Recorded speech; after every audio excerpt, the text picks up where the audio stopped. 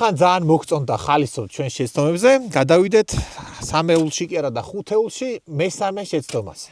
ეს არის ჩვენ მიერ განხორციელებული ყველა დიდი პროექტი.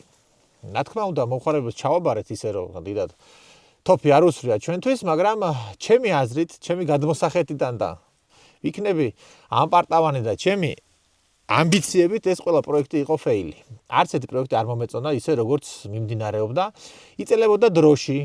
ჩვენ სერვისებსაც შეეხებოდა ხარისხი ნამდვილად იყო დამაკმაყოფილებელი, მაგრამ აუთსორსერაც გვიწევდა რომ გაგვეტანა, ძალიან ხშირად არ იყო ხარისხი ისეთი, როგორცაც ჩვენ მომხმარებელს ქონდა შტაბ-ჭრილება, რომ ჩვენგან გასული მანქანა ისეთი ხარისხის იქნებოდა და შესაბამისად პრობლემები გვექნებოდა.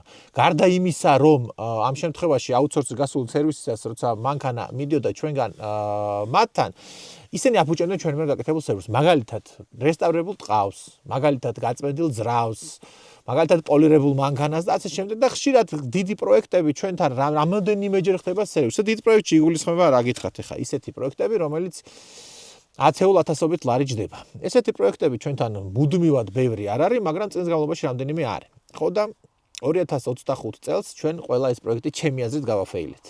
მომხმარებელი მაინც ასე თუ ისე კმაყოფილი დარჩა, იმიტომ რომ თან გადავყევი, ჩემი ჯიბის ფული უფრო მეტი დავახარჯე და კომპანიის შემოსავალი ამ პროექტებს ვიდრე გასაზღვრული იყო, ზოგჯერ 3ჯერ და 5ჯერ და 10ჯერ მეტიც კი.